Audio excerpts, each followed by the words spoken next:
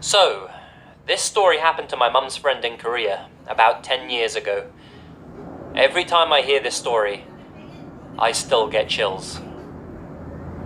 My mum's friend lived in an apartment complex in Seoul. She was a stay-at-home mother with a young daughter, and her husband was working during the days. One day, she was coming home from running errands with her daughter and got onto the elevator in her building. When she got inside the elevator, she noticed there was a man wearing a cap and a yellow raincoat, and he kept his head low, so she couldn't really see his face.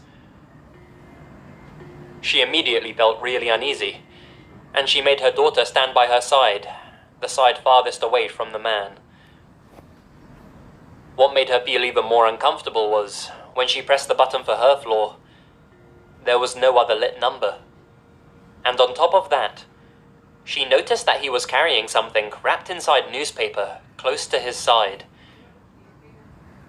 Things started to click in my mum's friend's head, and she started to panic and decided to take out her cell phone and pretend she was calling home to her husband, who was obviously really not at home, but at work. She started saying things like, "Oh, I'm on the elevator and about to get off. Can you get the door for me?" And making it seem like her husband was waiting at home. When the elevator did reach her floor, she quickly got off and grabbed her daughter and started to walk as fast as she could to her apartment. She noticed that the man also got off on her floor and was slowly following her down the hallway.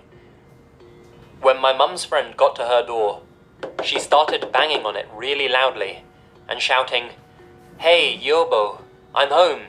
Please open the door." Yobo means husband or dear. She was kind of pretending like he was coming to open the door.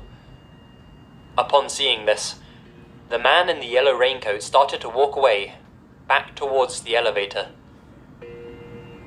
When he seemed to be far enough away, my mum's friend quickly picked up her daughter and slid open her door's passcode thingy. This is usually how people get into their homes in Korea. And she started to frantically punch in her key code. But the problem was that the buttons would make sounds, so that the man knew that no one was going to answer the door for her. And he turned around and started to run back towards her. My mum's friend at this point was practically screaming, and the first thing she did when she opened the door was throw her daughter inside. When she got inside herself, she saw that the man was practically inches away from the door, but she managed to shut it and lock it just before he could wedge his hand or a weapon in through the door. Afterwards, looking through the door's peephole, she saw that the man was walking away, back towards the elevator. Several months pass, and my mum's friend was watching the news, and there was a coverage on the capture of a serial killer named Yoo Young-chul, who used to kill a lot of prostitutes. She told my mum that she could never forget the dread she felt when she saw the all-too-familiar yellow raincoat and the same hat that he was wearing when he was apprehended. The person who submitted this story has included a wiki page on Yoo Young-chul, in case anyone was curious. It also details all of his killings. A link to this page can be found in the description below.